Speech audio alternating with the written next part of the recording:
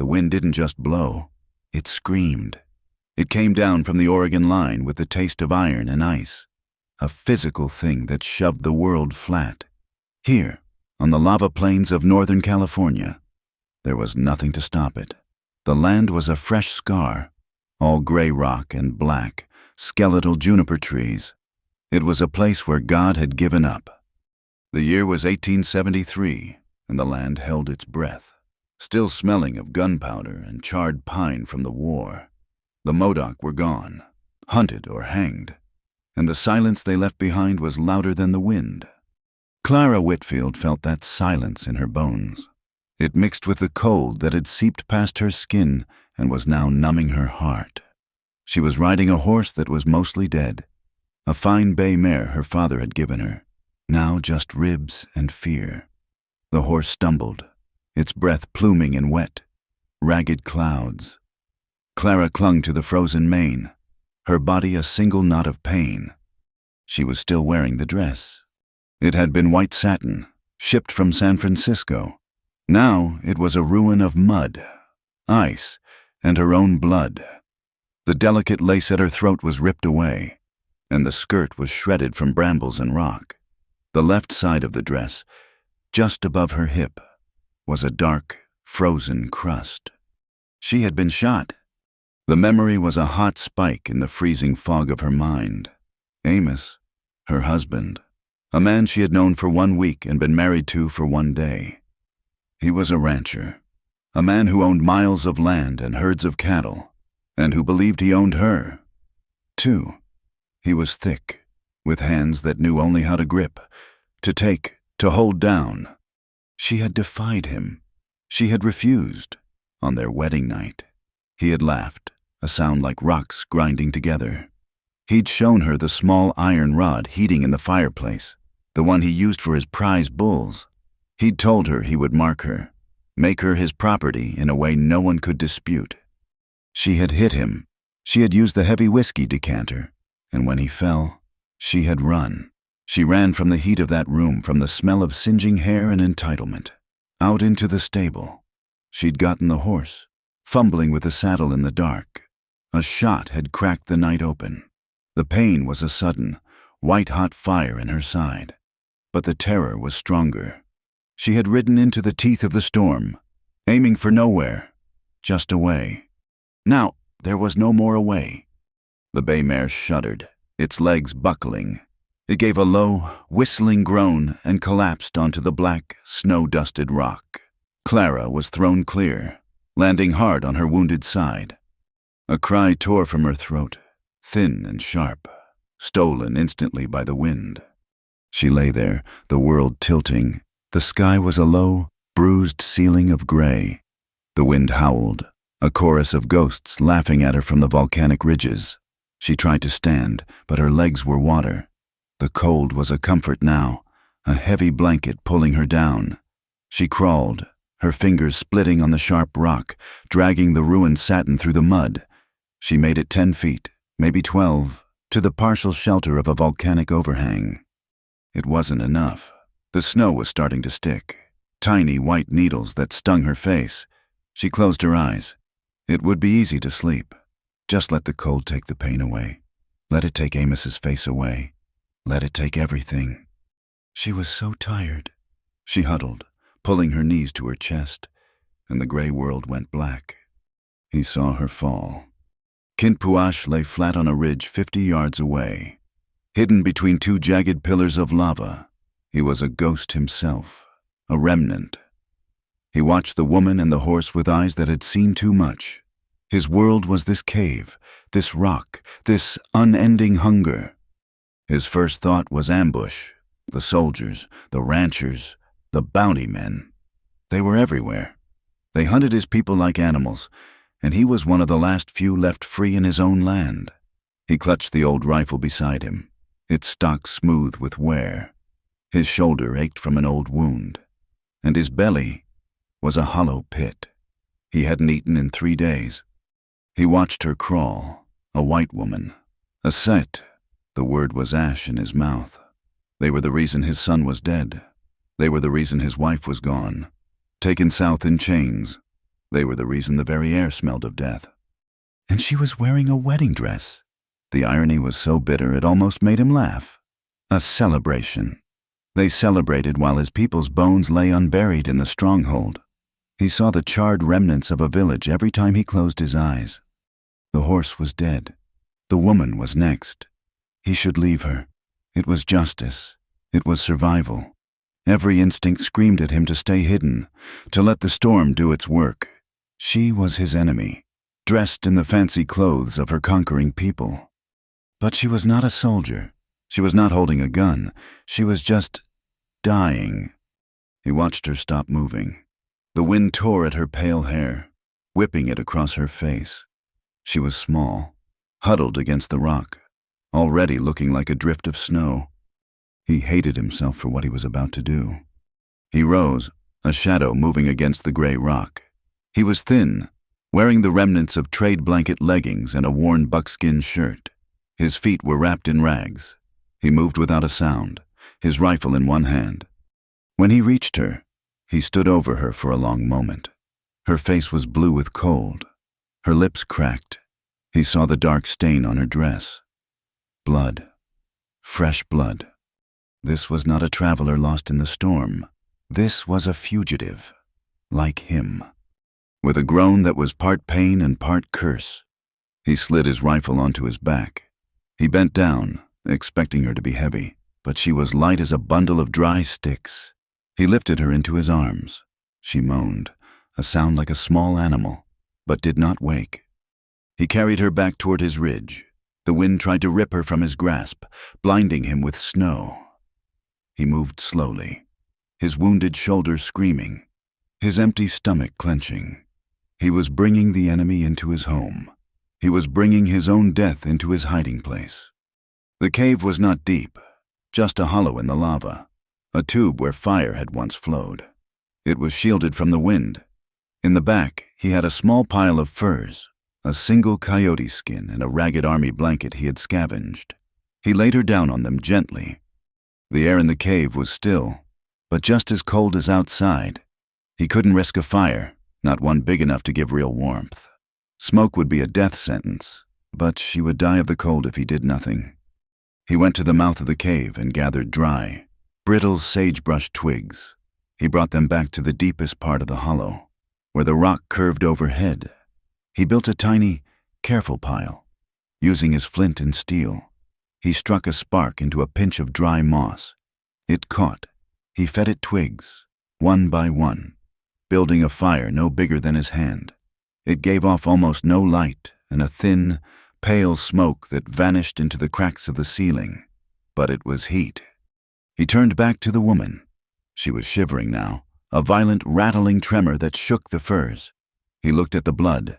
He had to see the wound. He touched the wet, frozen satin of her dress. It was stiff as board. He pulled his knife, a heavy, worn blade. He hesitated. This was the line. This was the boundary. He was a Modoc warrior, and she was a white woman. To touch her was forbidden. To undress her. It was a thing that had no name.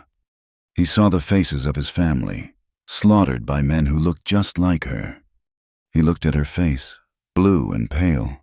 She was dying. His hands, rough and calloused, began their work. He cut the laces up the back of the dress. The fabric was too stiff. He put the knife away and began to tear the seams with his bare hands. The sound was loud in the small cave. Clara woke to the sound of tearing cloth and a feeling of rough hands on her back. Her eyes flew open. The world was shadow and dim, flickering orange. A face loomed over her. It was not Amos. It was something else. A nightmare. The face was dark, framed by black hair. The skin streaked with old paint and dirt. The eyes were black pits, watching her. She screamed.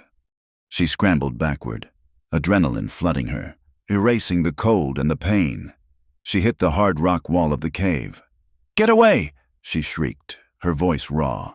"Do not touch me! Get away!" Kinpuash recoiled, moving back to the other side of the small fire. He sat on his heels, his face a mask of stone. He said nothing. He just watched her, his hand resting on the knife at his belt. Clara's heart hammered against her ribs. She was trapped. She had fled one monster only to be captured by another, a savage, a raider. The stories she'd heard in town flooded her mind. Stories of brutal massacres, of women taken. "Where am I?" she demanded, though she could barely breathe. "What do you want?" He remained silent. His stillness was more terrifying than a threat. He was lean, but there was a coiled strength in his shoulders. He looked as starved and desperate as she felt. "Please," she whispered, the fight draining out of her, replaced by a cold dread. "Please, just let me go. I have nothing." He finally moved. He reached for a small leather pouch by his side. Clara flinched, pressing herself harder against the rock. He ignored her, pulling out a small, dark strip of something. Dried meat. He tossed it onto the rock in front of her. Clara stared at it. It was a gesture of... what? He gestured to the meat, then to his own mouth. "Eat." "No," she said, shaking her head. "I will not." He grunted, a sound of contempt. He picked up a horn cup, dipped it into a small pool of water that had collected in a hollow of the rock, and pushed it toward her. She stared at the water, her throat burning. She hadn't drunk since, she couldn't remember. Her body cried out for it, but her mind screamed in protest. To accept anything from him was to accept her capture. "Go to hell," she spat. His eyes narrowed. He said his first words, his voice a low rasp, thick with an accent she could barely understand. "You are in hell. Now drink." He pushed the cup closer. She looked from his hard face to the water. The trembling had started again, not from fear this time, but from the deep, agonizing cold. Her teeth chattered so hard her jaw ached. The pain in her side was a dull, throbbing fire. She looked at the meat. She looked at the water. She looked at him. He was just a man, a wounded, starving man. He had a long, puckered scar on his forearm. His clothes were rags. He was no monster from a story. He was just like her, trapped. Slowly, her hand shaking so badly she could barely control it, she reached for the cup. She grabbed it, brought it to her lips, and drank. The water was metallic and icy cold, but it was the best thing she had ever tasted. She drained it. He nodded, just once, and turned his gaze to the small fire, offering her the privacy of his indifference. She waited. He did nothing. He did not move toward her. He did not speak. He just fed tiny twigs to the flame, one by one, lost in thoughts she could not imagine. The hours passed. The night in the cave grew deeper. The only sound the high-pitched whine of the wind outside the entrance. The tiny fire did little to fight the cold.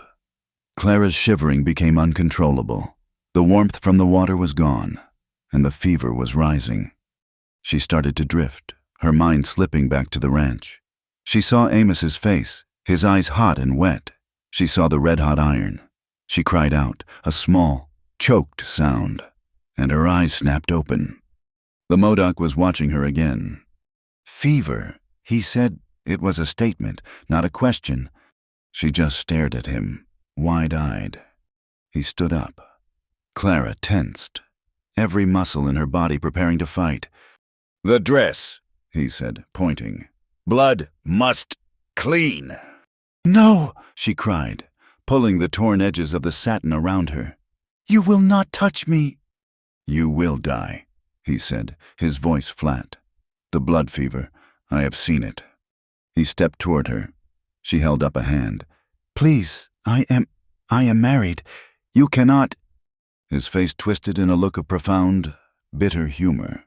He laughed, a short, harsh bark. "Married." He gestured to her wound. "He did this." Clara had no answer. "I am not," Kinpuash said, his voice low and fierce.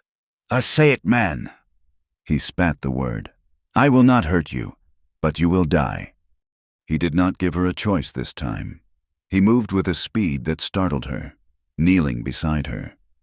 She tried to fight, but her arms had no strength. She was pushing against a mountain. "Be still," he commanded. His hands were rough, but they were not cruel. He did not rip the fabric this time. He found the torn seam at her waist, the place where the bullet had entered. He worked his fingers under the wet, half-frozen cloth, his touch surprisingly careful. Clara squeezed her eyes shut, tears of humiliation and fear tracking down her cold cheeks. She was letting this savage, this stranger, undress her. It was the end of everything. He pulled the ruined bodice and skirt away from her body. The freezing air hit her bare skin, and she gasped. She was left in her chemise and corset, both of which were also soaked and stained dark. "This," he said, tapping the corset, "must go." She was too weak, too cold, too sick to fight. She nodded, her body shaking apart. He turned her, his hands impersonal as he fumbled with the laces. He clearly did not understand the contraption, and he grunted in frustration before using his knife to simply cut the laces down the back. The corset fell open. He worked quickly, pulling the wet chemise over her head, leaving her bare from the waist up. She crossed her arms over her chest, shivering, humiliated. He did not look at her. He did not look at her body. His eyes were only on the wound. It was a ragged hole in her side, blue and swollen, caked with dried blood. He hissed through his teeth. He took a rag from his pouch, a piece of clean linen, probably torn from a soldier's shirt, and dipped it in the water. He began to clean the wound. His touch was firm. Clara cried out as he pressed against the tender, infected flesh. "I am sorry," he whispered, so low she almost didn't hear it. He worked in silence. He cleaned the blood away, his brow furrowed in concentration. He pulled out a small pouch and sprinkled a powder of dried herbs into the wound. It stung, and she arched her back, but he held her shoulders steady. His hands, she watched his hands. They were dark, stained, and scarred, and they were trembling. She didn't understand. He had been so steady, so cold, but now his fingers shook as he covered the wound with another piece of linen. He pulled the dry coyote fur up, tucking it tightly around her bare shoulders. "Why?" she whispered, her voice cracking. "Why are you shaking?" Kinpuash froze. He stared at his own hands as if they belonged to someone else. He had tended his brothers in the stronghold. He had held his son as he died. He had never trembled. He looked at her. Her skin was so white against the dark fur.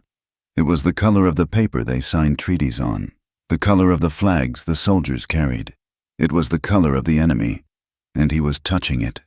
He had seen her, vulnerable and bare, and his body had reacted with a fear that was deeper than hatred. It was the fear of a line crossed, a taboo broken, a world of pain brought into his last refuge. He said nothing. He pulled his hand back as if burned.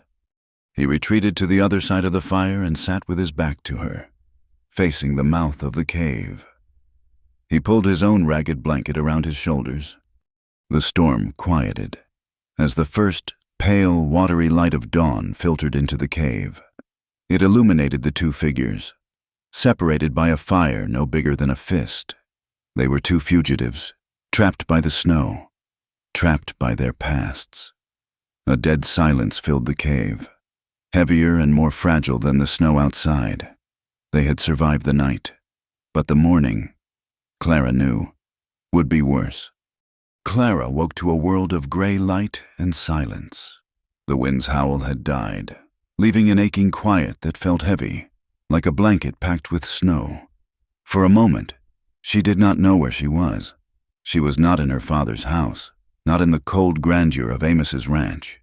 She was on a bed of rock, covered in a strange, rough fur that smelled of dust and animal. Then she remembered. The face, the knife, the tearing cloth.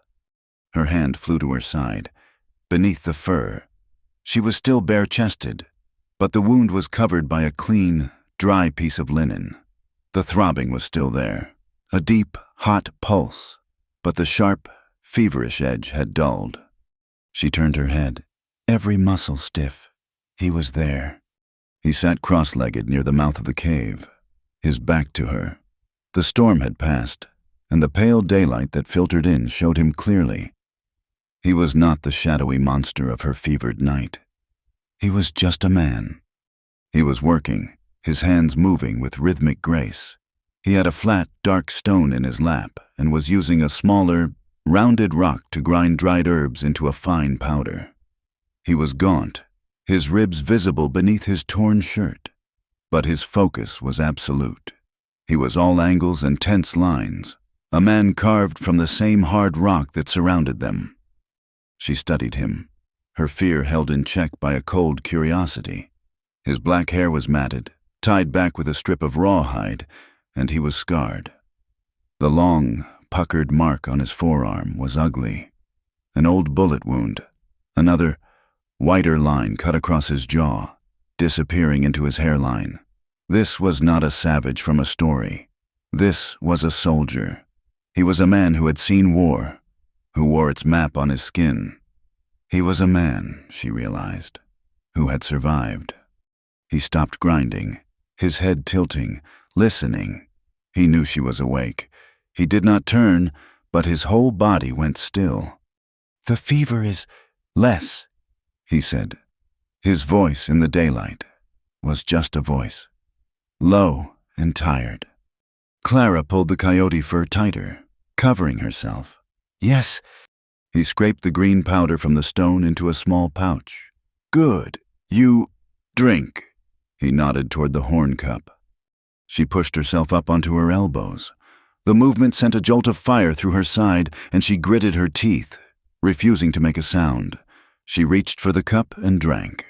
The water was still cold, still tasted of minerals, but it cleared her head. He finally turned to look at her. His eyes were dark, unreadable. There was no pity in them, but no malice either. He was simply looking at a thing that had washed up in his refuge. "You must eat," he said. He tossed her another piece of the dried, smoked meat. This time, she took it. She was hollowed out with hunger. She chewed the tough, salty strip, the effort exhausting her. They sat in silence, the only sound the slow, methodical rip of her teeth against the jerky. The cave had become their world, a small bubble of stillness in the vast, frozen land. It smelled of dust, old smoke, and the faint, medicinal scent of the herbs. "My name," she said, her voice sounding strange and loud in the quiet. "It is Clara, Clara Whitfield."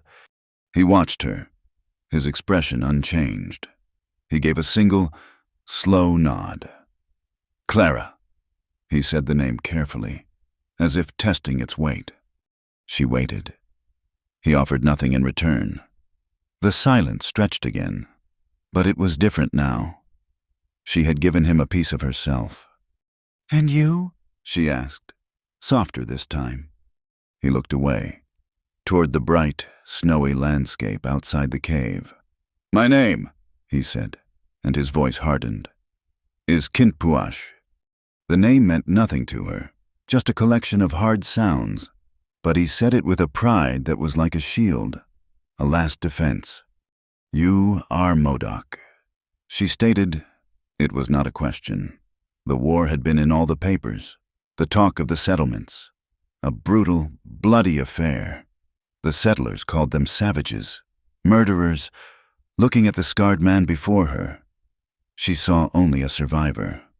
"I am," he said. The admission hung in the air, thick with all the blood that had been spilled between their two peoples. She was a white woman. He was a Modoc warrior. By every rule of the world she knew. They should be enemies. They should be dead. "Why?" she finally whispered. "Why did you help me?" He turned his dark eyes back to her.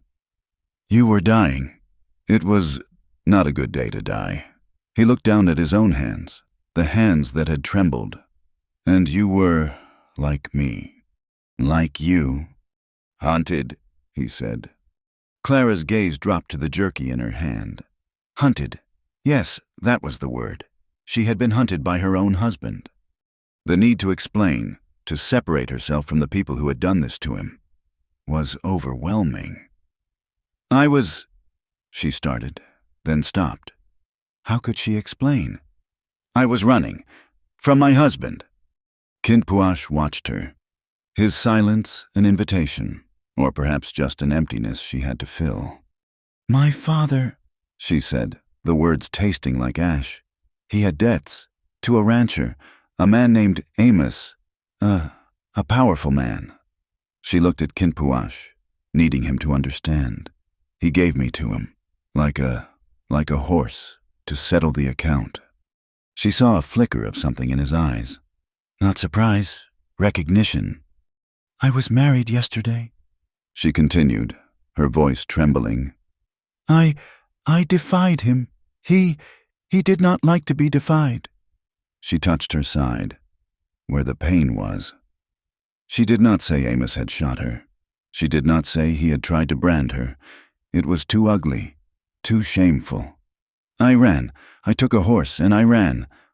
Kinpuash nodded slowly. He understood property. He understood brutality. This Amos, he said, he is your chief. He is my husband, she corrected, the word vile. Same, Kinpuash said, and he turned back to his herbs. His story came later, in pieces, much harder to pull from him. He did not speak of his own pain, but of his people's. He spoke of the land. This, he said, gesturing to the cave, the plains, the distant, snow-capped mountains. This is our home. We were born from this rock. We lived by the lake. He spoke of the Sayit, the white men, who came and pushed them onto a reservation with their enemies. We did not stay. We came home. The war, Clara whispered. It was a war to stay home, he said, his voice flat, all emotion burned out of it. They brought soldiers. Many, they hunted us in the rocks. We fought for a long time. His voice broke, just for a second. But we were too few. They killed the women, the children. They hunted us like coyotes. He looked at his hands. My wife, my son, they are gone, taken south, or dead. I do not know. I am the only one left, hiding, waiting to die. Clara watched him, and her hatred for Amos, her fear for herself, dissolved into a larger, deeper sorrow. She was a fugitive from one man. He was a fugitive from an entire world. The mutual distrust that had crackled between them softened, worn down by the shared weight of their loneliness. They were two broken pieces of a broken land. The day wore on. The small, smokeless fire was rebuilt. The cave was their refuge, but it was also a prison. Clara, driven by a desperate restlessness, felt the shame of her dependency. She was his burden. I have to leave, she announced, her voice stronger than she felt. Kinpuash looked up from sharpening his knife. No, you are weak. The wound is bad. I cannot stay here, she insisted. He will find me, Amos. He will send men. They will find this place. They will find you. Let them come, he said, the words a low growl. He tested the blade against his thumb. No, she said, panic rising. You do not understand. He is a cruel man. He will kill you just for being here with me. She pushed the fur aside, ignoring the cold, and tried to swing her legs over the edge of her rock bed. I must go, now. She put her weight on her feet. The cave floor tilted. A wave of dizziness and white-hot agony tore through her side. She gasped, her hand clutching the wound. When she pulled it away, her fingers were slick with fresh, bright blood. The wound had opened. She cried, a sound of pure defeat. She crumpled, catching herself on her hands and knees, her head hanging. The blood dripped onto the dusty floor. She heard him move. He was beside her in an instant. I told you, he said, his voice rough with something, anger, or perhaps frustration. He put his hands on her shoulders to guide her back to the furs. She flinched, a violent, full-body tremor. The memory of his hands on her bare skin, the shame of it, returned. Do not, she whispered. Her voice choked. Kinpuash stopped. His hands hovered over her shoulders, not quite touching. Clara, you are bleeding. I must stop it. She looked up at him, her eyes blurred with tears of pain and humiliation. She saw his face, the hard lines of his jaw, the deep sadness in his eyes. He was not Amos. He would not hurt her. She nodded, a tiny, defeated movement. All right. His touch was different this time. Last night, he had been a man in shock, his hands trembling with a kind of fearful awe. Now, they were the hands of a healer. They were firm. Sure. He helped her lie back, his arm supporting her back. He did not bother with the rags. He pressed the pouch of green powder directly to the bleeding wound, applying firm pressure. Clara cried out, arching her back, her fingers digging into the fur beneath her. The herbs burned like fire.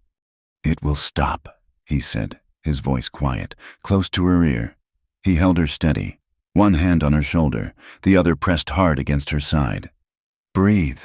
It will stop. She breathed. She focused on his voice, on the pressure of his hand. She could feel the warmth of his skin through the linen. And she saw his other hand, the one gripping her shoulder.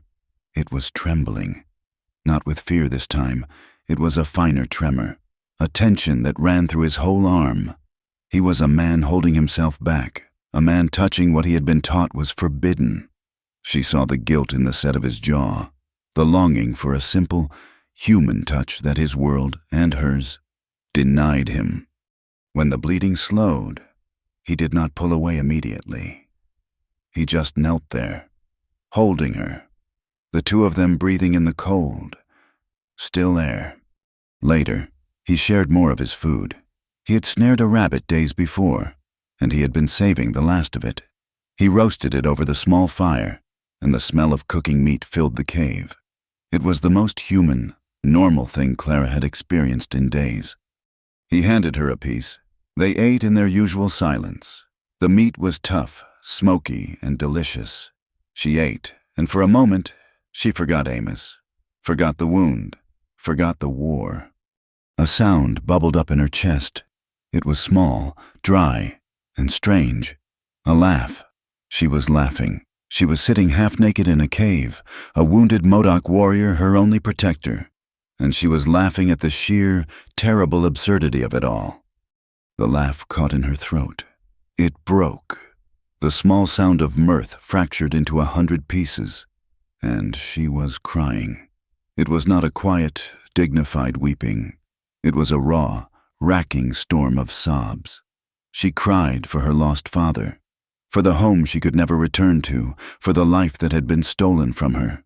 She cried for the pain in her side and the terror in her heart. Kinpuash sat frozen. He watched her, his face a mask of discomfort. This was a pain he could not tend, a wound he could not dress. He did not know the words. His people, they grieved, but this white woman's sorrow was a wild, loud thing. He did not touch her. He did not try to comfort her. He simply turned his head, looking away, staring hard at the cave wall. He gave her the dignity of her grief, letting her pour it out into the silence. And in that, there was a kindness deeper than any words. Night came again. The cold deepened. The small fire was a weak defense. They lay on their separate beds of fur, the embers glowing between them. Clara was exhausted, her body aching, her emotions scoured raw. She drifted into a troubled sleep. She was back at the ranch.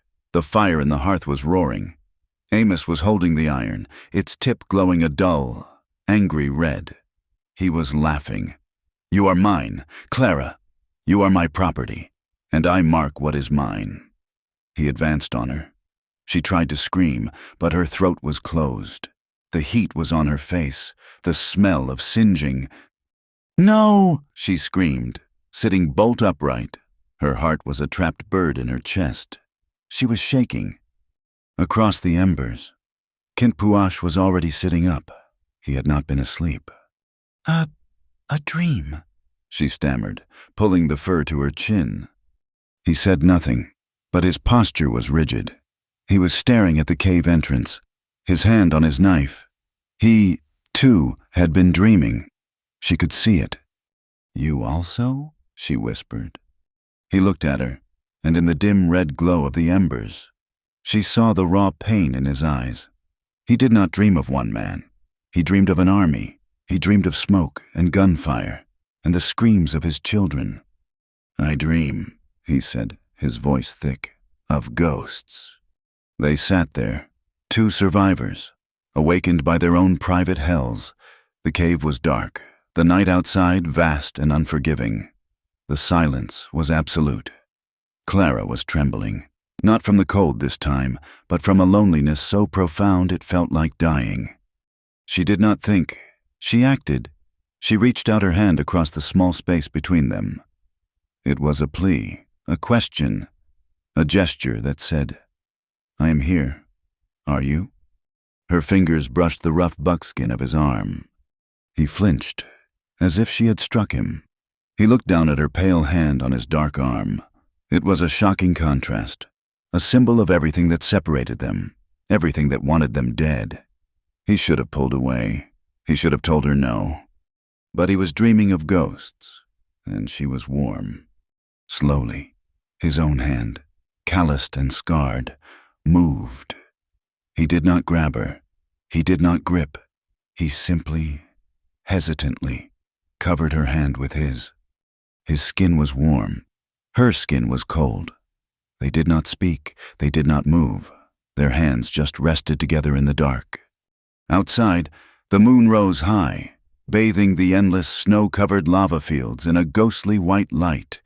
The world was frozen, dead, and empty. But inside the small, dark cave, a fragile, silent warmth had begun to form, a tiny spark of life in the midst of all that desolation. The scab on Clara's side was a tight, angry purple, but the skin around it was clean. It pulled when she twisted, a sharp reminder, but the fire of the infection was gone. She was healing. She knew it because the hunger had returned, a deep, aching void, and with it, a restless energy that made the small cave feel like a cage. She spent the daylight hours pacing the 10 feet from the entrance to the back wall, wrapped in the coyote fur, her ruined dress a discarded pile in the corner. She wore the linen chemise he had cleaned and dried for her, and a pair of his old, worn-out leggings that he had insisted she take, tying the waist tight with a strip of rawhide. They were baggy, but they were warm, and they were not the dress. "I have to go," she said, for the 3rd time that morning. She stood at the cave entrance, staring at the vast, gray plain. The snow had melted in patches, leaving the land a stark map of black rock and brown, frozen earth. Kinpuash did not look up. He was mending one of his moccasins with a bone needle and a thread of sinew. His patience was a rock she kept throwing herself against. "Where will you go?" "South," she said. "To the settlements, to Susanville. Maybe I can find work." "It is a week's walk. You have no food. You have no gun. The wound will open." "You have food," she said, her voice small. "I have taken enough from you. You are starving yourself to feed me." He pulled the sinew tight with his teeth. "I know how to starve. You do not." "He will come for me," she whispered, turning to face him. "Amos, he will not stop. And when he finds me here, with you, they will hang you. Kinpuash, they will not ask questions." He finally looked at her. His dark eyes were flat, devoid of the fear she felt. "Let him come." "No," she snapped, and the word echoed in the cave. "I will not be the reason you die. I will not." "You will die first," he said, his voice calm. "The soldiers are closer than your Amos. They are 2 days' ride, maybe 1. They hunt me. They hunt any of us left. They ride in patrols, and they shoot at shadows. You, a white woman, walking alone from this place, they will find you. They will think you are a captive, and they will kill me for it." He was right. She was trapped. She was his prisoner, not by his will, but by the world outside. She slumped against the rock wall, the fight draining out of her. He watched her for a moment, then stood. "If we move," he said. "We move my way, not south, west, into the mountains, and we move now, before the sun is high." He taught her how to survive. The lessons were hard, and spoken in few words. He made her put her own worn-out leather boots back on. "Too loud," he said, after she took 2 steps. He showed her how to walk on the lava rock, stepping on the solid, flat stones, avoiding the loose, crackling gravel. He showed her how to move with her weight low, how to test each footstep before committing. He was a shadow. She was a clumsy calf. But she learned. She had to. He showed her how to find water, not in the running streams, which were too open, but on the north-facing sides of boulders, where shaded ice still clung in thin, dirty sheets. He would crack it with a stone, and they would suck on the frozen shards. It was barely enough, but it was life. They traveled at dawn, in the gray, watery light that was neither day nor night. The land was a purgatory, vast, empty, and silent. It was beautiful in a way that hurt to look at, a beauty that did not care if you lived or died. They moved through hills of volcanic ash, soft and gray as death, where their feet sank without a sound. They passed forests of dead, blackened trees, monuments to a fire that had passed through years ago. The air was so clear that mountains 50 miles away looked close enough to touch. And always, in the distance, Kinpuash would point, a thin, pale smudge against the sky. "Smoke," he would say. "Soldiers or settlers. We go this way." He was always turning them, guiding them away from the signs of her world. They walked for 2 days. Clara's side ached, a dull, constant throb. Her legs felt like water, but she did not complain. She watched him. He moved as if he were part of the land, his eyes constantly scanning, his body never at rest. He was thin, yes, but he was not weak. He was made of sinew and will. On the evening of the 2nd day, he stopped. They were in a low valley, a dark scar in the earth. "We stay here," he said. "Here?" Clara looked around. It was a ruin. The charred skeletons of what had once been small huts, built of juniper and mud, littered the ground. It was a village, or what was left of it. It was an open graveyard. "Kinpuash, this place, it is—" "They will not look for us here," he said, his voice flat. "They have already finished here." He walked to the center of the ruined camp and sat on a rock, his rifle across his knees. He was not resting. He was standing watch. Clara walked, her legs trembling with exhaustion. She moved between the burned circles. She saw the debris of a life destroyed. A rusted iron pot, cracked in half. A pile of animal hides, rotting in the dirt. And then she saw it. Beside the opening of a collapsed, burned-out hut, half buried in the ash, was a small, carved piece of wood. It was smooth, worn, and had a small, rawhide loop. A toy, maybe a child's toy. She bent to touch it, and her fingers brushed against something else. Small bones, white, delicate, and unmistakable. Clara snatched her hand back, a gasp tearing from her throat. She looked around, her eyes wide with a new, sick understanding. The ash, the burned wood, the silence. This was not just an abandoned camp. This was a massacre site. This was what the newspapers called a victory.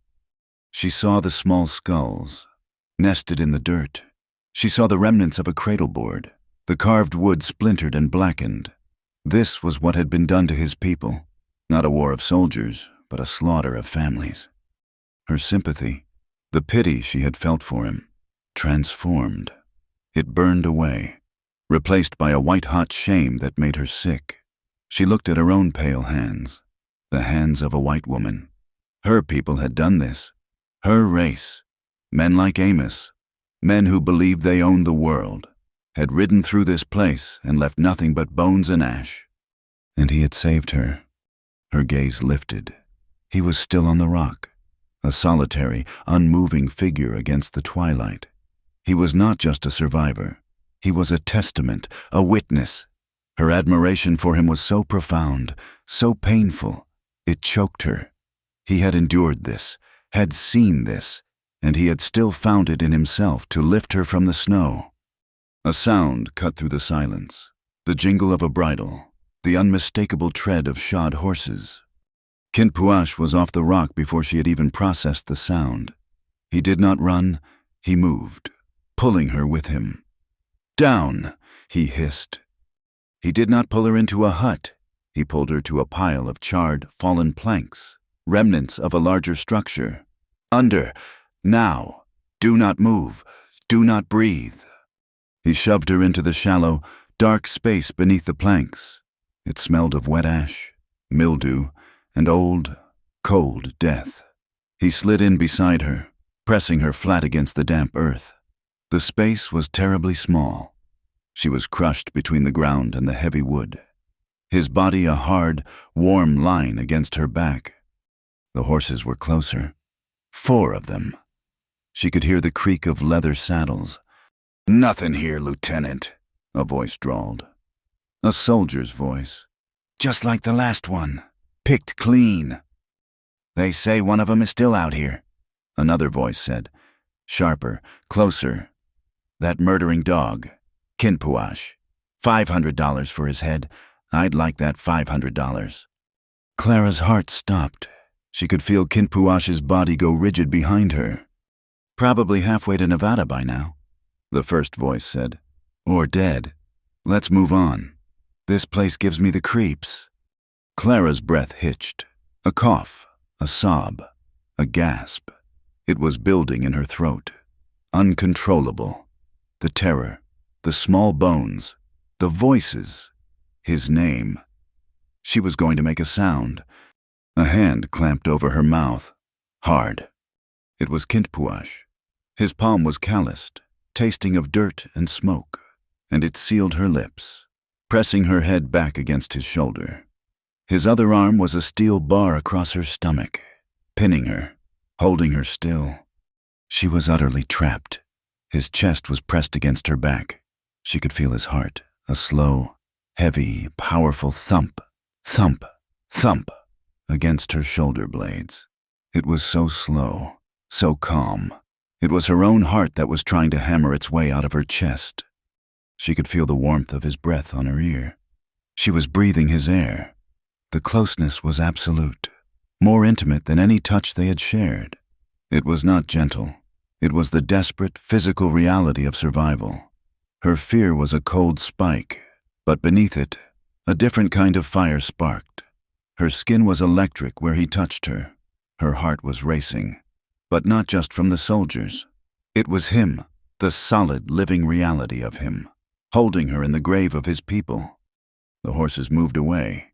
The voices faded, but he did not move. They lay there for an endless time, an hour, maybe more. The cold of the earth seeped into her bones. His hand was still on her mouth, his body still pressed against hers. He was listening. Finally, slowly, he released his breath. He eased his hand from her mouth. He slid his arm from her waist.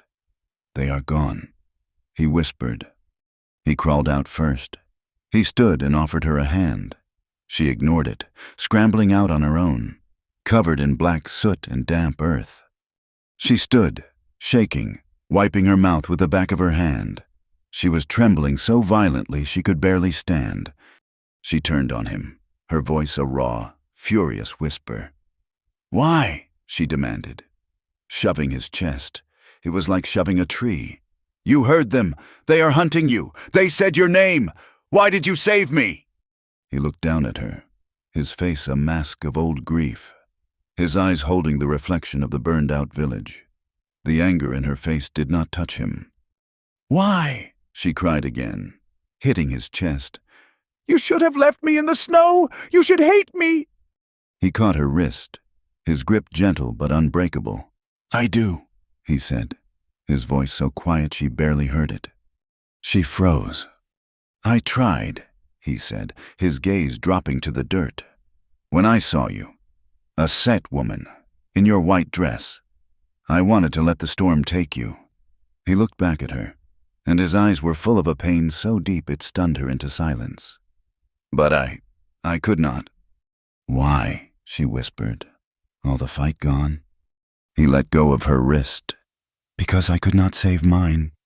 He turned away from her, walking back to his rock, and the conversation was over. That night, the sky broke. A cold, miserable rain began to fall. They found shelter under a deep, rocky overhang, a place that was more of a horizontal crack than a cave, but it was dry. Kinpuash managed to build a small, smoky fire. The dampness and the long day's walk had taken their toll. Clara watched him. He sat hunched, favoring his left side. When he reached for a piece of firewood, he winced, a sharp, involuntary tightening of his jaw. It was his old shoulder wound, the one she had seen by the firelight days ago. She had been the invalid. Now, he was the one in pain. She did not ask. She stood, took the horn cup, and filled it with rainwater from a puddle. She took the last clean piece of linen from her pocket, the one he had used to bandage her. She went to the fire and knelt beside him. He looked at her, his eyes suspicious. "Your shoulder," she said. It was not a question. "The rain is in it." He said nothing. His pride was a wall. "You took care of me," she said, her voice quiet but firm. "Let me." He stared at her for a long moment. Then, with a slow, reluctant movement, he shrugged his torn shirt off his shoulder. The scar was ugly in the firelight, a puckered, angry knot of old tissue, red and inflamed from the cold. She dipped the cloth in the water. She reached out. Her hand trembled. She touched his skin. It was hot. She had touched him in fear, in desperation. She had been pressed against him. But this was a choice. Her fingers, white and shaking, rested on his dark, scarred shoulder. She began to clean the old wound gently, her touch as light as she could make it. He did not flinch. He did not move. He sat like a man carved from stone, but she could feel the tension in his muscles, a quivering stillness. He was enduring her touch, just as she had endured his. She cleaned the dirt and sweat from the scar. Her hands were shaking so badly she could barely hold the cloth. It was not fear. It was something else, a profound, terrifying intimacy. This man, who was her enemy by every law she knew, was letting her tend his wounds. She felt his strength, the solid warmth of his body. She felt the history of pain in his skin. The unspoken settled between them, thick as smoke. Their bodies knew what their words could not. His hands had known her wound. Her hands now knew his. They were bound by this shared, silent language of pain and care. When she was finished, she pulled the shirt back over his shoulder. Her hand lingered, just for a second, on his arm. He did not pull away. She moved back to her own side of the fire. Neither of them spoke. The rain fell, the fire crackled, and the silence between them was full of the impossible. Exhaustion finally claimed her. The tension of the day, the long walk, the terror of the patrol, it all crashed down on her. Her eyes grew heavy. She leaned her head back against the cold rock of the shelter and fell into a deep, dreamless sleep. Kinpuash watched her. He watched her face soften, the lines of fear and grief smoothing out. In sleep. She was not a sight woman. She was not the enemy. She was just Clara, a person, broken and hunted, just like him. He looked out at the rain, listening to the night. He was a man with no people, no home, and no future. He was a ghost, waiting for the soldiers to finish the job. And yet, this woman, this piece of the world that had destroyed his, had fallen asleep beside him, trusting him. He looked back at her. He felt a strange, aching pull in his chest, a feeling he had thought was long dead, buried with his son. It was a feeling of protection. He reached out, his hand hovering over her hair, but did not touch her. Instead, he whispered a few words into the rain-soaked darkness. It was his own language, a prayer his grandmother had taught him, a prayer to ward off ghosts, to quiet the spirits of the dead, to ask for a safe passage through the night. He was whispering it for her. The lava plains gave way, inch by painful inch, to stands of stunted pine.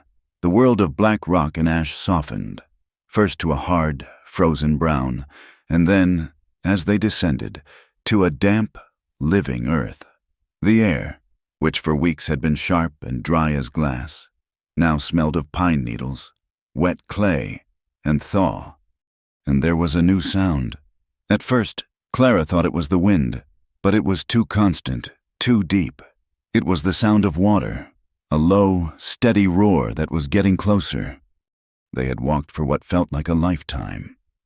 Kate, too, as she had begun to think of him, had found his name, Kinpuash, too difficult for her to say, and he seemed to accept the shortened version. Though he never used it himself, he had pushed her hard, past the point of exhaustion. But her body had responded. The wound in her side was no longer a fire. It was a dull, tight ache, a scar that was part of her now. She was thin, her face gaunt, but her legs were strong.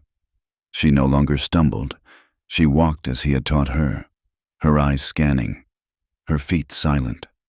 They crested a final ridge, and the world fell away. Below them, framed by towering spruce and pine, was the Klamath River. It was not a gentle river. It was a torrent, a wild, angry thing, swollen with melted snow from the mountains. It was the color of mud and slate, and it devoured its banks, pulling trees and rocks into its current. But it was alive, after the dead, gray silence of the plains. The river's furious life was a balm. "We stay here," Kinpuash said. He pointed to a high bluff, thick with trees, that overlooked the water. Water, good cover. We can see them before they see us." For the first time in days, Clara smiled. It was a small, cracked lip thing, a pulling of muscles that had forgotten how, but it was real. He saw it. He had been watching her face, looking for the return of that life he had first seen flicker in the cave. He looked away quickly, a strange tightness in his own chest. Their first days by the river were the closest thing to peace Clara had ever known. Kinpuash was right. The place was full of life. He taught her which roots to dig, how to find the fat, white grubs under the bark of a rotting log. He made her a fishing spear, a long, fire-hardened pole, and showed her how to stand on the rocks, waiting for the flash of silver in the churning water. She was clumsy, and she fell in twice, the icy water stealing her breath. But he pulled her out, his face impassive, and she had laughed, shivering and soaked. He taught her the names of the birds. "Kiskis," he said, pointing to a small, bold, blue-black bird that scolded them from a branch. "Jaishi," he whispered, as a hawk circled high above the river.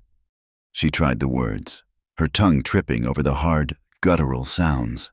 "Kiskis," she repeated. "Jaishi." He almost smiled. It was a twitch at the corner of his mouth, but she saw it. "And what is that one?" she asked, pointing to a small, gray bird that flitted by. "I have no name for him," he said. "Then I will call him Robert," she said. "Nonsense." "Robert," he repeated, testing the flat, foreign word. He shook his head. "It is a weak name. He will not survive." She found herself talking to him, filling the long silences. She told him about her father's farm in Ohio, about the green hills and the rain that smelled of grass, not dust. She did not talk about Amos. He did not talk about the war. They lived in the small, safe present they had built. She began to call him Kinpuash. She said it once, hesitantly, when she brought him a handful of edible mushrooms. "Kinpuash, are these correct?" He had stopped, the spear in his hand, and looked at her. She had not called him you. She had not used the shortened, white-sounding KT2. She had used his name, the name his mother had given him, the name the soldiers had put on a wanted poster. He gave a single nod. They are correct. She used it again. It felt right. It felt solid. It was the name of the man who saved her, the man who was teaching her to live. They built a shelter. It was not a cave, but a small hut, a lean-to built against the trunk of a massive, fallen cedar. He showed her how to weave willow branches for the walls, how to thatch the roof with bundles of pine boughs so dense the rain could not find its way in. She gathered moss, stuffing it into the cracks for warmth. They worked side by side, their hands often brushing, their movements falling into a rhythm. It was a poor, rough thing, but it was theirs. It was a home. Inside, they had 2 beds of soft fir boughs, a fire pit lined with river stones, and nothing else. But it was everything. The tension, the thing that had begun in the cave with the touch of their hands in the dark, grew. It was in the long glances they shared across the fire. It was in the way he would steady her on the rocks, his hand on her arm, and how his touch would linger for just a second too long. It was in the way she watched him as he stood by the river, his body lean and hard against the setting sun. They were a man and a woman, alone, at the edge of the world. The rules of the life she had known, the rules of race, of marriage, of propriety, they seemed thin and brittle here, like the ice on the lava plains. Here, the only rules were survival. The only truth was the river and the shelter. One night, the air was warmer, the first hint of a true spring. The roar of the river was a comfort, a constant presence. Clara sat mending her torn chemise with the bone needle and sinew he had given her. He was carving a piece of wood, his knife moving with slow, sure strokes. "Kint puash?" she asked, her voice soft. He grunted, his eyes on the wood. Will you tell me about her?" He went still. The knife stopped moving. The girl you loved," Clara whispered, her gaze on her sewing. "The one from your tribe." He sat in silence for so long she thought he would not answer. He set the wood down. He looked into the fire, and his face was a mask of such old, worn grief that it made her own sorrows feel small. "Her name was Toka," he said. His voice was rough, as if pulling the word from a deep, painful place. "It means, like the wolf, she was not like the other girls. She would not weave, she would run. She hunted with me." He smiled, but it was a bitter, terrible smile. She was fast, but not fast enough. He did not need to say more. The soldiers, the massacre, the bones in the village. Clara stopped sewing. A single tear traced a clean path through the soot on her cheek. She did not wipe it away. "I am so sorry." "Sorry," he said, the word flat. "It is a say-it word. It means nothing. It does not bring back the dead." "No," Clara said, her voice trembling. "But it means I see your pain. I see it." She looked down at her own hands, at the needle. I was to be married, I told you, to Amos, but before him, in Ohio, there was a boy, a farmer's son. His name was Thomas. I thought he loved me." She gave a small, dry laugh, like the one in the cave. "My father found us. He beat him. He told me love was a luxury, a thing for rich people. He said my life was about debt, about duty. I watched Thomas ride away. He never looked back." She looked up, her eyes meeting Kinpuash's across the fire. "I thought my heart was dead. I thought love was just a story they tell you, to make you compliant." She lowered her gaze. "But you loved her, for real, and they took her." She shook her head, the tear finally falling. "Then love still dies the same, whether by a bullet or just by the world." He watched her, the hardness in his eyes softening. He saw her, not as the white woman, the enemy, but as a person, marked by her own kind of war. He reached out. He did not mean to. It was an instinct. His calloused fingers brushed her cheek, his thumb catching the tear. His touch was rough and hot. Clara froze. She looked at his hand, dark against her skin. She leaned into his touch, just slightly. Her eyes closed. His hand trembled, the same tremor she had felt in the cave. The guilt, the fear, the longing. He pulled his hand back as if burned. But it was too late. The line had been crossed. She moved first. She put her sewing aside. She crawled the small distance between their beds of fur and knelt before him. She looked at his face, at the scar on his jaw, at his mouth. She was terrified, but she was more afraid of being alone. She raised her hand, her own hand trembling, and touched his cheek. "Kinpuash," she whispered. He did not move. He was a man trapped in ice, his eyes wide, his body rigid. Clara leaned in, slowly, and pressed her lips to his. The kiss was a disaster. It was hesitant, cold, and full of guilt. His lips were chapped and stiff. She tasted wood smoke and sorrow. She pulled back, her face burning with shame. "I am sorry. I should not have—" He grabbed her. His hands were not gentle.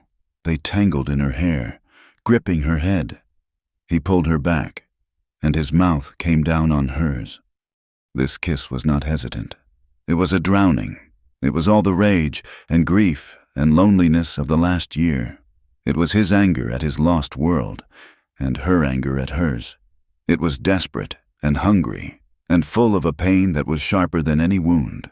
He kissed her like he was trying to breathe her in, to find some life in her that he had lost. She clung to him, her fingers digging into his shoulders, her body shaking. He broke the kiss, resting his forehead against hers. They were both breathing hard, their breaths mingling in the small shelter. "Clara," he breathed, the name a prayer or a curse. The outside world did not just threaten, it arrived. A few days later, Kinpuash went to check his snares. He set them in a wide loop, miles long, that took him near the edges of the valley. He was gone longer than usual. Clara felt his absence like a missing limb. The shelter was too quiet, the river too loud. He returned just as the sun was touching the tops of the trees. She knew instantly that something was wrong.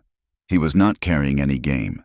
He moved not with his usual silent grace, but with a hard, fast, angry stride. He ducked into the shelter. His face was a mask of cold fury. "What is it?" Clara asked, standing. "Did you see someone?" "Pack," he said, his voice flat. He threw a strip of dried fish at her. "We leave. Now." "What, Kinpuash? What did you see?" "I went close to the town, the settlement." He spat the word. "Downriver to look for signs. I found signs." He reached into his legging and pulled out a piece of paper. It was wrinkled, torn, and damp. He threw it on the floor between them. Clara bent and picked it up. It was a reward poster. Her blood went cold. She read the words, thick and black.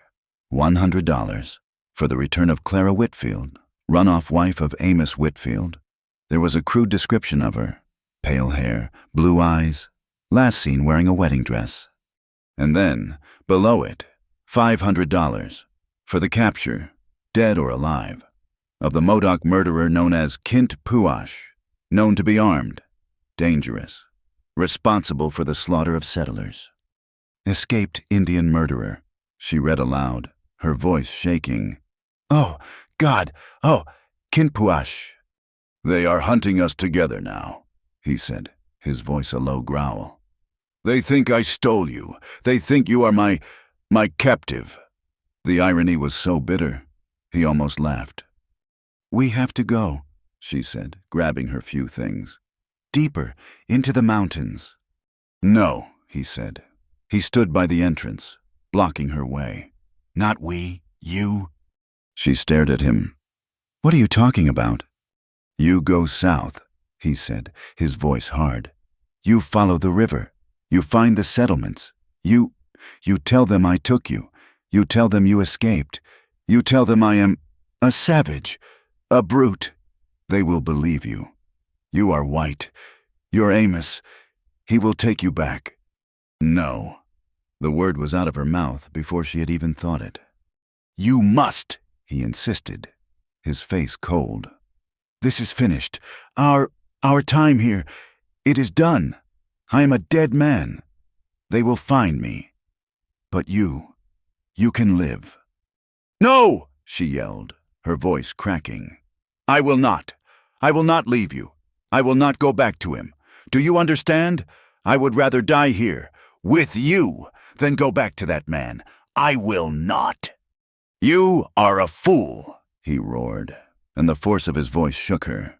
He grabbed her shoulders, his fingers digging in. This is not a game, Clara. This is not Ohio. They will not beat me. They will hang me. They will tie me to a tree and cut me to pieces. And they will hurt you for being with me. Then let them, she cried, tears of fury and terror streaming down her face. Let them try. I am not that weak girl anymore. You taught me that. I am not property, and I will not leave you. She was desperate. She clutched the front of his shirt. If they find us, they will hang you first, she whispered, the terrible truth hanging between them. He looked down at her hands clinging to him, at her tear-streaked, defiant face. The cold mask broke, his eyes softened, and the fury was replaced by a deep, profound sorrow. He cupped her face in his hands. Then I will die touching your hand, he said. The fight was over. They had made their choice. There was no running, no hiding. There was only this. He kissed her. It was not the desperate, angry kiss of before. It was slow and deep and full of a terrible, aching tenderness. It was a kiss of farewell. That night, they did not sit on separate sides of the fire. The world was coming for them. The soldiers, Amos, the bounty men, they were all out there in the dark. But in the small, warm shelter, there was only the sound of the river and their breathing. He touched her face, his fingers tracing the line of her jaw. She leaned into his touch, her eyes closed. There were no more words to say. Their argument had burned away everything but the simple, terrible truth. They were all each other had. He pulled her closer. She went to him, her body trembling. This was not the act of love she had been taught to fear, the brutal, claiming act of a man like Amos. This was something else entirely. It was a rebellion. It was an act of sorrow, a desperate attempt to feel something human, something real, before the end. Under the flickering light of the low fire, he undressed her, his hands slow and reverent, as if touching something sacred. And she, in turn, touched him, her fingers tracing the scars on his shoulders and his chest, learning the map of his pain. Their coming together was quiet, hesitant, and trembling. It was an affirmation, a desperate whisper in a world that was screaming for their deaths. They were two broken people, from two broken worlds, finding a moment of impossible grace. For a few hours, the world beyond their small, pine-bough hut faded to nothing. There were no soldiers, no husbands, no reward posters. There was only the warmth of their skin, the sound of the fire, and the steady, roaring comfort of the river. But morning always comes.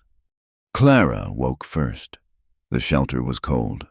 The fire was nothing but a pile of gray, white ash. Kinpuash was already gone. She sat up, pulling the fur around her. A strange, new ache in her body, a sense of loss already settling in. Kinpuash. She crawled to the entrance. He was standing just outside, his back to her, as still as the trees. He was staring at the ground. "What is it?" she asked, her voice tight with dread. "What do you see?" He did not turn. He did not speak. He only pointed. She stepped out of the shelter, her bare feet sinking into the damp. Cold earth. She looked down. There, in the mud, not 10 feet from their shelter, was a line of tracks. They were not his moccasins. They were not her worn, small boots. They were large, heavy, and clear. The deep, distinct imprint of hobnailed boots. They were no longer being hunted. They had been found. There was no time to think. There was only the print in the mud, a perfect, hobnailed circle of doom. Kinpuash did not speak. He grabbed her arm, pulled her from the hut, and pointed not west, toward the deeper wilderness, but up, toward the mountains, toward the rocks and the high, hard places where a horse could not easily follow. He shoved the last of the dried fish into her hands. "Eat, run," he said. And they ran. The forest was no longer their shelter. It was a net, and it was closing. They abandoned the river, the sound of its rushing water a painful farewell. They climbed, their hands raw, pulling themselves up steep inclines of shale and loose dirt. Kinpuash moved with a desperate, animal urgency. He was no longer the patient teacher. He was the hunted, and he was dragging her with him. Clara's heart hammered a frantic, terrified rhythm against her ribs. She could hear them, far below, but not far enough. Came the sound of men shouting, the sharp, angry bark of a dog. They had found the camp. They had found the warm ashes. The sky, which had been a clear, hopeful blue, turned against them. Clouds rolled in from the north, heavy and bruised, snagging on the mountaintops. The air grew thick, humid, and still. It was an air thick with fear, but also with the memory of the night. Every time Kinpuash's hand gripped hers to pull her over a log, every time his body brushed hers in a narrow passage, the echo of their embrace, of their desperate, tender coming together, sparked between them. It was a love that had been born in the shadow of death, and now death was calling. A low growl of thunder echoed through the canyons. The first drops of rain began to fall. They were huge, cold, and splattered against the dry rock, releasing the scent of dust. "They will follow," Clara panted, her side aching, the old wound pulling. "The rain. It will hide the tracks," Kinpuash said, his breath ragged. He looked ill. A pale, grayish tint was visible beneath his dark skin. The run was costing him. "But the dog," she said. "The dog, we cannot—" He stopped, leaning against a pine, his head down. "Kinpuash?" She touched his arm. His shirt was damp, but not just from the rain. She pulled her hand back. It was sticky. She looked down. A dark, wet stain was spreading from his old shoulder wound, the one she had tended. The climb, the strain of pulling her, the desperate pace. It had been too much. The scar had torn open. "Oh, God," she whispered. "You are bleeding." "It is nothing," he said, pushing himself away from the tree, but he staggered.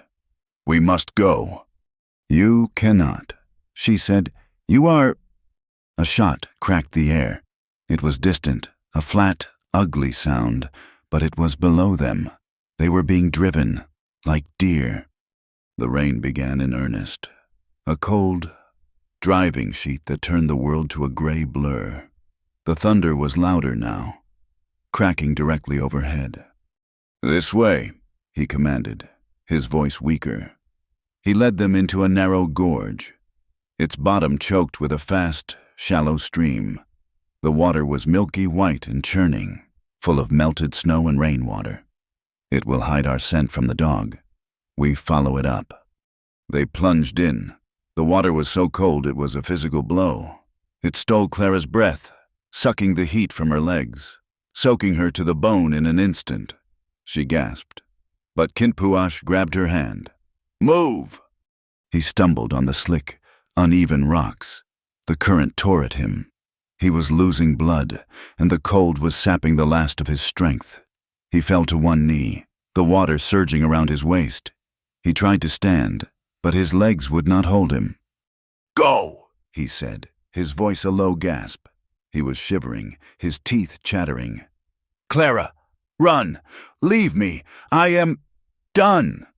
She stared at him, at this man who had pulled her from the snow, this man who had taught her to walk, to find water, to be alive, this man who had held her, whose body was marked by the same world that was now hunting him. "No," she said. "Go!" he yelled, a flash of his old fire. "They will kill you!" "No." Her voice was flat, unbreakable. The terror was gone, replaced by a cold, hard clarity. This was the moment. This was the choice. She would not run. She would not be that girl from Ohio ever again. She jammed her half-eaten fish into her pocket. She went back to him. She put her shoulder under his good arm, wrapping his arm around her neck. "Get up." "Clara."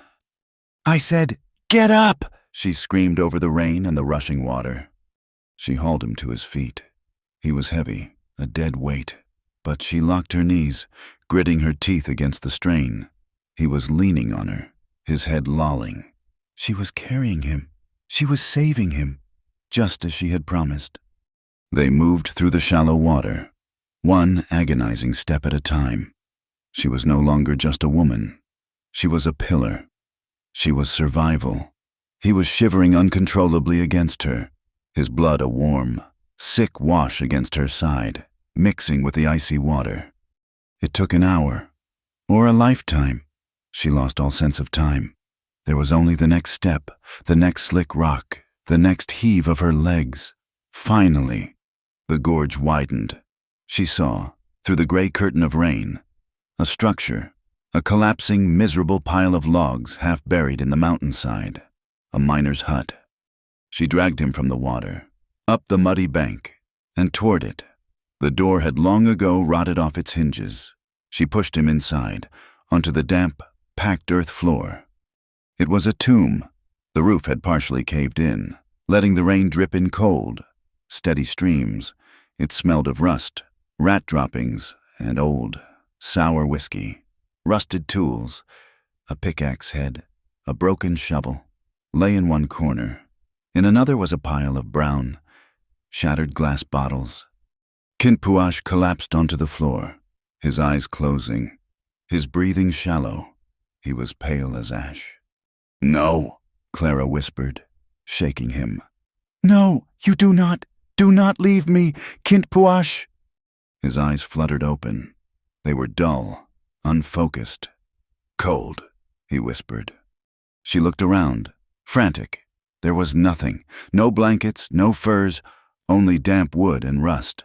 She used his own knife, pulling it from his belt, and sawed at the remaining dry branches on the floor, cutting shavings. She found her flint and steel in his pouch. Her hands were shaking so badly, so numb from the cold, that she could barely strike a spark. "Come on," she hissed at the flint. "Please, please." A spark caught, a tiny ember in the dry moss. She blew on it, tears of desperation streaming down her face. It caught, a small, weak flame. She fed it twigs, then larger pieces of wood from a broken stool. It was a smoky, miserable fire, but it was heat. She dragged him closer to it. She had to get the wet clothes off him. She did not hesitate. There was no modesty left, only life and death. She cut his shirt from his body, his wet leggings. She used the last of their dry rags to rub his skin, trying to bring back the life, trying to stop the shivering. Then she looked at the wound. It was a long, ragged tear in the old scar tissue. It was not just bleeding. It was gaping. The cold water had washed it clean, but it would not close. She knew what she had to do. She found her small sewing kit in her pocket, the one her father had given her, a small leather roll. It had a few needles, a spool of good linen thread. It was not sinew. It was not meant for this. "This will hurt," she whispered, her voice breaking. Kinpuash looked at her. His eyes were clearer now, the fire warming him. He saw the needle in her hand. He saw the thread. He nodded, just once. "Do it." She threaded the needle. Her hands were trembling so violently she could barely find the eye. Hold still, she said, as much to herself as to him. She knelt beside him. She took his skin between her fingers.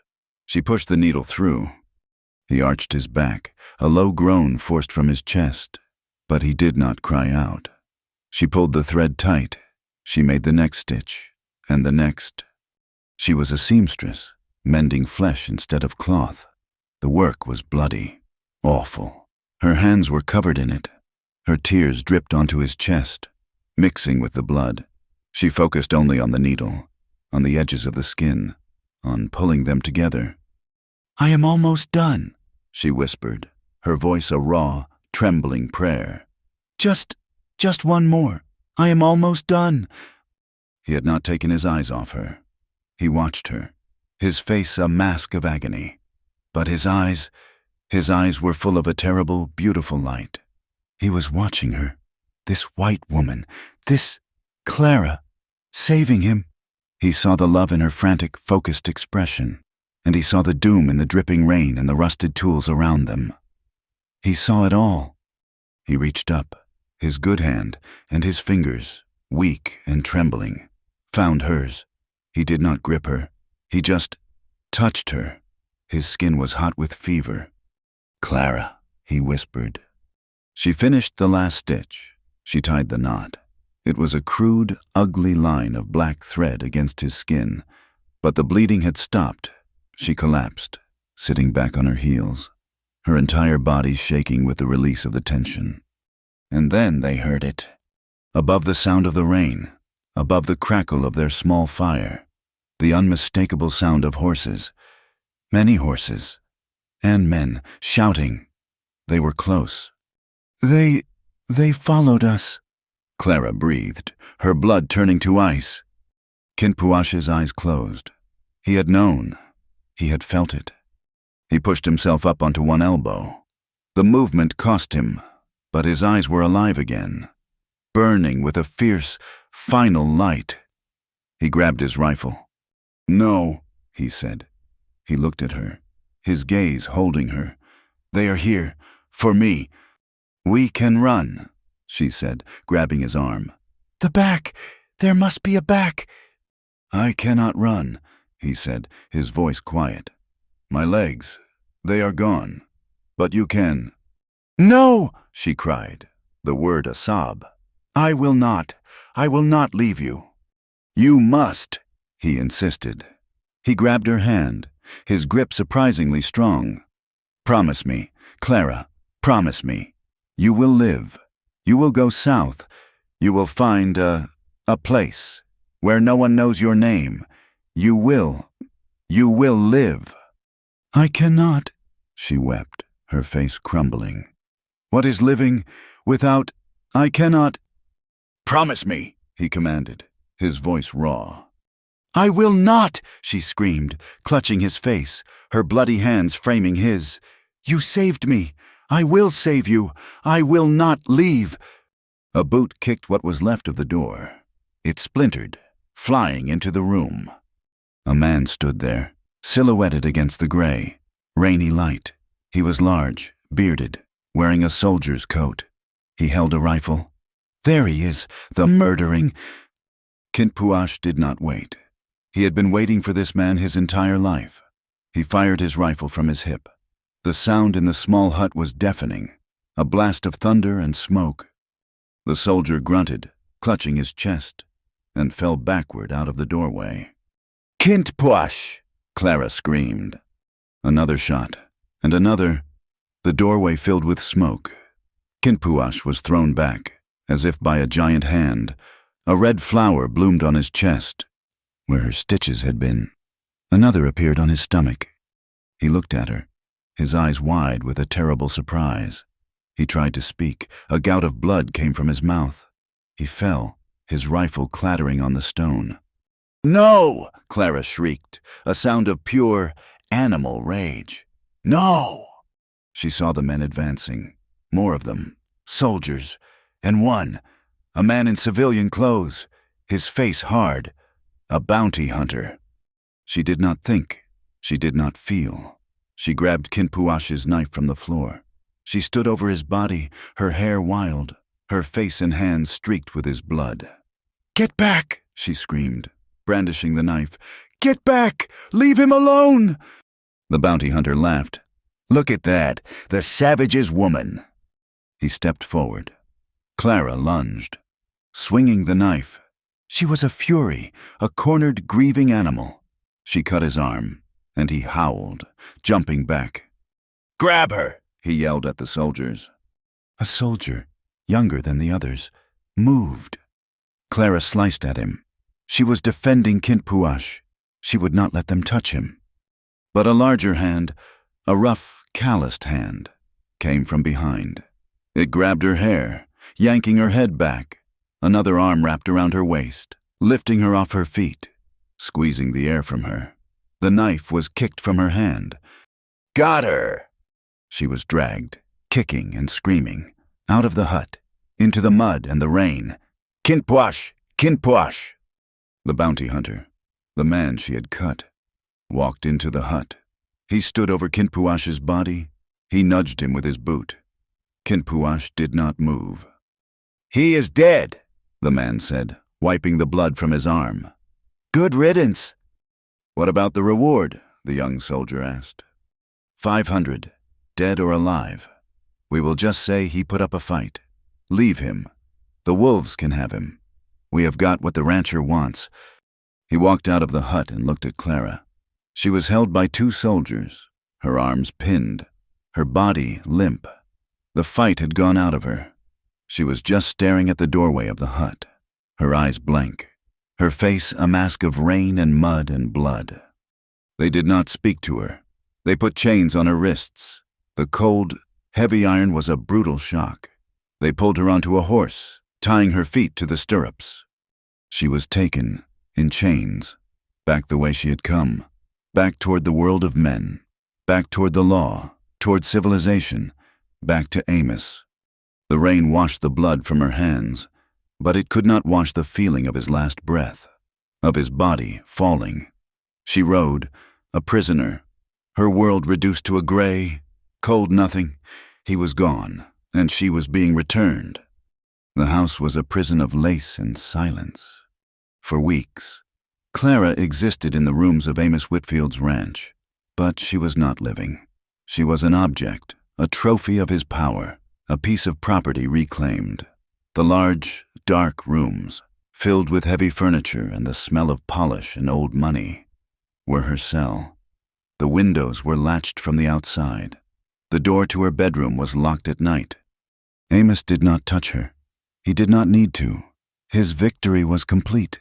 He had shown her that the world was his, and she was just a small, broken thing in it. He would look at her across the long dining table, his eyes flat and cold, a look that said, "You see, I own you. Even your shame is mine." The world had done his work for him. The whispers followed her like flies. The house servants, 2 older women named Martha and Sarah, would not meet her eyes. They left her food on a tray by the door, as if she carried a disease. They spoke in hushed, righteous tones just outside her hearing. Fallen. That was the word. The bounty hunter had brought her back in chains, her face and hands stained with Kinpuash's blood, her clothes the rags of the mountain. The story was set in stone before she had even crossed the threshold. She was the rancher's wife who had run off with a savage, been his woman in the wilderness, and had been rescued, soiled and disgraced, from the murdering Modoc. She had tried to correct them, the first day, when Amos had stood before her, his face a mask of cold fury. She had tried. He saved me," she had whispered, her throat raw. "You shot me?" Amos had backhanded her. The blow was sharp, impersonal, a simple correction, as one would strike a disobedient dog. "You will never," he said, his voice a low, dangerous rumble. "Speak that lie again. You will never speak his name again. You will be silent. You will be grateful. You will be my wife." After that, she broke.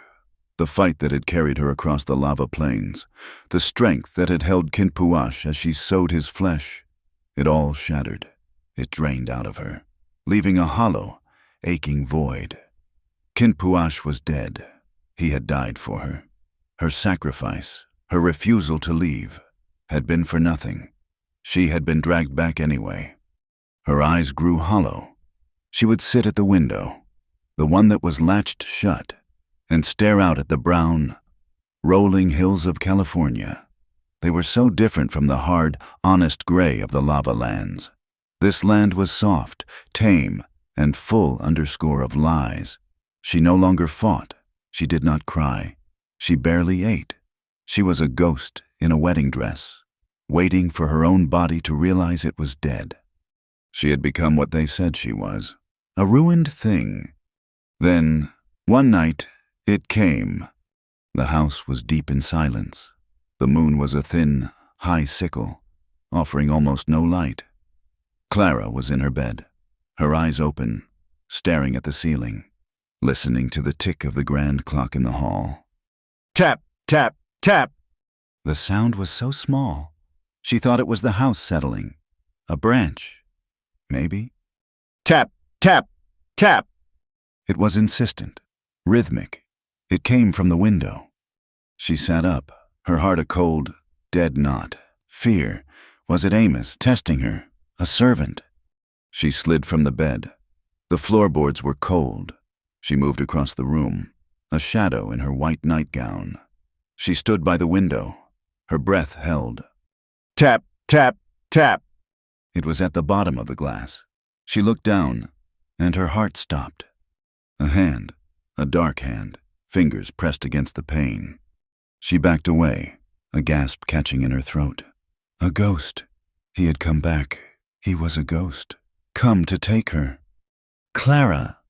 The voice was a whisper, a dry rustle of leaves, barely audible through the glass. But it was his. She stumbled forward, her hands flying to her mouth. She pressed her face to the cold glass. She could not see him clearly, just a shadow, huddled against the house. But it was him. Kinpuash? The name was a prayer, a sound of disbelief. They thought I was dead, he whispered. I played dead. The bullets missed, mostly. She fumbled with the latch. It was locked. I cannot. It is. Listen, he hissed. Amos, he is gone. Rode to town, drinking. He will not be back for hours. The other men, they are in the bunkhouse. You must come now. She was fumbling at the latch, her fingers slipping. It was a simple hook, but it was on the outside. I cannot. It is locked. Stand back, he said. She scrambled back from the window. He used the butt of his knife. The sound was a sharp, contained crack as he shattered the small pane of glass right by the latch. He reached his hand through. She saw the raw, puckered scars on his arm and fumbled with the lock. He pushed it open. The window slid up with a low groan. The night air, cold and smelling of dust and sage, rushed in. And he was there. He was a ruin. He was limping, one leg dragging. His face was a map of new scars, one pulling at the corner of his mouth. He was skeletal, far thinner than he'd been in the cave. The bullet wounds, he had been shot, more than once. The crude stitches she had put in his chest were gone, replaced by a massive, puckered scar. He had survived. He had been shot, left for dead, and he had crawled his way back. He had come back for her. The dam inside her broke. The weeks of hollow, dry grief, the numbness, the despair. It all broke. A flood of silent, agonizing tears poured down her face. She did not make a sound. She just cried, her shoulders shaking, her hand pressed to her mouth. He reached through the window and touched her face. His hand was rough, calloused, and real. Clara, he whispered, his own voice thick. I told you, I would die touching your hand. I am not dead. He had come for her, despite everything, despite the soldiers, the bounty, the wounds, the entire world that wanted him dead. He had walked back into the lion's den. For her. There are horses, he said, his voice urgent, pulling her back. By the creek. We must go. Now, before he returns. She did not need to pack. She had nothing. She was still in her nightgown. She did not care. She climbed out the window, her bare feet landing on the soft dirt. He was there, his arms catching her. He was weak. He stumbled as he took her weight. "You are hurt," she whispered, her hands on his chest, feeling the ragged scars. "I am alive," he said. "It is enough. Come." He had 2 horses, stolen from Amos's own corral, tied in the darkness of the cottonwoods by the creek. He helped her onto one, a tall gray mare. He took the other, a solid black. He mounted, his body stiff with pain. They rode. They walked the horses through the creek, the water muffling their hoofbeats, until they were a mile from the ranch. Then Kinpuash looked back at the dark, silent house. He turned his face forward, kicked his horse, and they were flying. They rode through the night, pushing the horses hard. They were being pursued again. She knew it. Amos would be back. He would find her gone. He would find the broken window, the missing horses. He would send everyone. The wind was a cold knife, cutting through her thin nightgown. She did not feel it. She was alive. For the first time in weeks, she was breathing. Kinpuash rode just ahead of her, his body a dark, determined silhouette against the paler darkness of the plains. And the sky opened, just as it had in the mountains. The rain began, but this was not a mountain storm. It was a deluge, a great cleansing flood that poured from the sky. It turned the dust to mud. It washed the scent of the ranch from her skin. It plastered her hair to her face and her nightgown to her body. It was a baptism. It was washing the world clean. They rode on, the rain slowing their pursuers, hiding their tracks, but it was also killing Kinpuash. Clara saw him falter. He was swaying in the saddle. The long ride, the old wounds. He had no strength left, but he pushed on, his will of fire in a dying body. He was leading them to the only safe place he had ever known, the only place that was theirs. As the first sick gray light of dawn began to bruise the eastern sky, they reached it, the ridge, the high volcanic wall where he had first found her. The land was gray, lifeless, and unforgiving. It was home. They dismounted. The horses stood, their heads hanging, sides heaving. The rain had softened to a cold, miserable drizzle. Kinpuash slid from his horse. He did not land on his feet. He crumpled to his knees. "Kinpuash!" Clara ran to him. He was on his hands and knees, his head down. He was bleeding again. A dark, steady patch was spreading on his shirt. The ride, the strain. It had torn something open. The wounds she had sewed shut, the wounds that had been shot open again, they would never heal.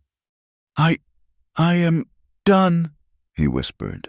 His voice choked. He collapsed onto his side, onto the black, wet rock. "No." She knelt beside him, pulling his head into her lap. She cradled him, her body shielding him from the rain. "No, I will not let you. I saved you once. I will save you again." She tried to see the wound, but he caught her hand.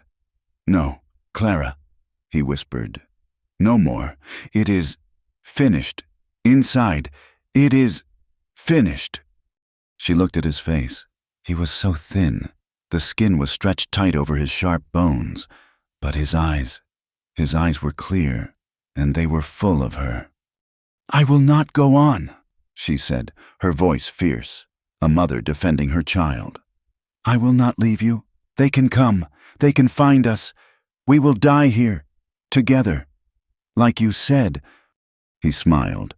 It was a faint, painful lifting of his scarred mouth. "No, you will not. You will live." He reached a trembling hand to his neck. He wore a simple leather thong. On it was a single, polished black stone, a piece of the lava lands, their home. He pulled it over his head. The movement cost him. And he coughed, a wet, terrible sound. He pressed the necklace into her hand. "For the boy," he whispered. Clara stared at him. "Boy, what?" "Our son," he breathed, his eyes holding hers. He had known, or he had hoped. "He will be strong, like you." Clara's world tilted. A son, his child. A new, fierce, protective instinct flared in her, so powerful it took her breath. A piece of him, a piece of them. "Listen," he said, his voice failing. He was getting colder. They come." She heard it. The faint, distant sound of many horses, moving fast. The dawn was rising, a pale, watery light, and it revealed them. A line of dark figures. A mile away, coming up the ridge, the soldiers. "No," she wept, holding him tighter. "No, I will not." He gripped her hand, the one holding the necklace. His strength was almost gone. He looked her in the eyes. He spoke, his final words, in his own language, a soft, whispering rush of sounds. "Scavis, skis, kalokas." She did not understand the words, but she understood the intent. It was a command, a blessing, a farewell. "You live," he translated, his breath a ghost. "You love? You remember. Promise me." "I promise," she sobbed, the words torn from her. "I promise." "Now," he said, "go." "I will not." He used the last of his strength. It was a terrible, agonizing effort. He pushed himself out of her arms. He got to his feet. He stood, swaying, a broken, magnificent figure against the gray dawn. He stood between her and the approaching riders. He raised his empty hands. He let out a yell. Not a scream of pain, but a war cry, a high, clear, defiant call that echoed across the lava plains. "I am here," he shouted in English, his voice a ruined trumpet. "I am Kindpuash." The soldiers stopped. They saw him, a single figure standing. Clara was frozen. She was watching him. He was drawing them. He was giving her time. "Go, Clara!" he yelled, without looking back. "Live!" The first shot cracked the morning. He grunted, stumbling. "Run," he commanded. Another shot. He fell to his knees. A terrible, animal scream tore from Clara's throat. It was the sound of her world ending. He looked back at her, over his shoulder. He was still on his knees. His eyes found hers. He smiled. A volley of gunfire. His body was thrown back, a discarded, broken thing. He lay still on the rock. She screamed his name, but his voice was in her head. "Go, live!" She scrambled to the gray mare. She fumbled with the reins, her hands numb, her vision blinded by tears. She hauled herself into the saddle. She looked back one last time, at his body, at the soldiers, now riding forward to claim their prize. She turned the horse north, toward the Oregon line, toward the unknown. She kicked it, and she rode. She did not look back. She rode, the necklace clutched in her fist, the rain on her face, and his last, defiant cry echoing in her heart. The cabin was small, built of rough-hewn pine, and it sat in a high, hidden valley just over the Oregon line. It was a place of deep winters and short, green summers. The nearest town was 2 days' ride. No one knew her name here. She was just Clara, the quiet woman who lived alone. Almost alone. The boy's name was Samuel. He was 4 years old. He had her blue eyes, but he had his father's hair, black as a raven's wing, and a jaw that already held a hint of his stubborn pride. He was her world. He was the promise she had kept. She had survived. She had found a place where no one knew her name. She had lived, and she had loved. Now, her job was to remember. She taught him. She taught him the names of the birds, the way his father had taught her. She taught him which roots were for eating, how to walk without a sound, and she taught him the words. He sat on her lap in the evenings, by the small fireplace. She would hold him, breathing in the scent of his hair, and whisper to him.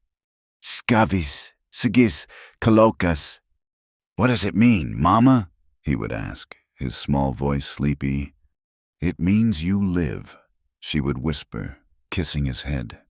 It means you love, and it means you remember. The final scene came years later. Samuel was a young man, tall and strong, out checking his own trap lines. Clara was older. Her hair was shot with gray. Her hands were hard and worn from work, but her eyes were not hollow. They were clear. She sat by the small, fast-moving river that ran through their valley. It was spring. The sun was warm. The first pale green buds were on the willow trees. The air smelled of life. She held the necklace in her hand. The leather thong was brittle with age, but the black stone was still smooth, still polished. She had held it every day for 20 years.